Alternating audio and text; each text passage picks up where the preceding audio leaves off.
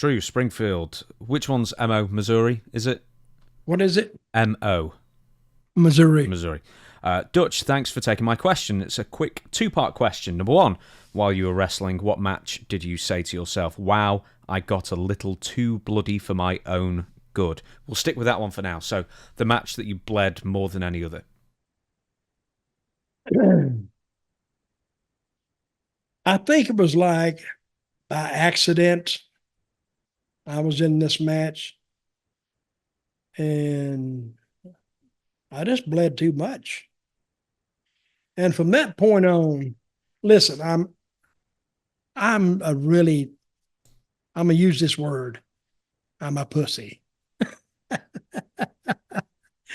Anytime I have to stick myself with anything sharp that could result in loss of blood, hey, I wasn't a big fan of that at all. So I was in this town one night and I actually got too much, but the promoter saw it. And he said, hey, that's what we need, what we need. So then he told me the next night or the week after, they wanted some more. This time I didn't get any. They said, what happened?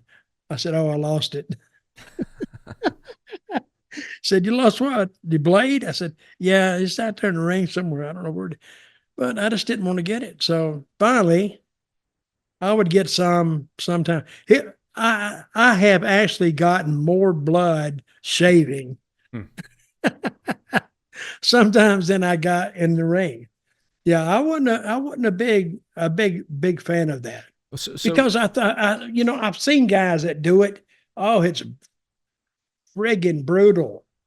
I looked at Abdullah's head. I look at Carlos Colon's head. I look at Bobby Jagger's head, or Cowboy Bob Ellis and those guys. Because Cowboy Bob Ellis, that's a callback, isn't it? Oh, it is. But they were still alive, apparently. I think he's like 96 or 7 or something. And that's how they made their living, through actually bleeding a lot. But you would look at their head, I swear to God, you could see the intersection of Interstate 4 and 75 run together. Oh my God. It looked like a map. It looked horrible. And I said, listen, if I break both legs or I break something and I got to go get a job and my head looks like that, they're going to look at me like, get the hell out of here. You ain't coming here to work. So see, not too bad, huh? No, not too bad. I'm not doing it. So, hey, do you know who I saw at that WrestleCon? And we just said, because I don't want to let on to anybody who I don't think will recognise me. And Bushwhacker Luke recognised me. Yeah. And I just looked at his forehead as well, briefly. Oh, yeah.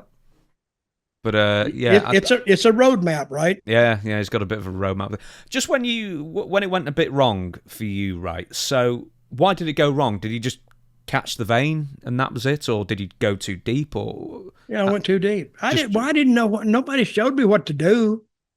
Oh, so this was like the first time you'd ever done it? Yeah. Really? How old were you? What territory? I was in Tennessee. This is but before Memphis.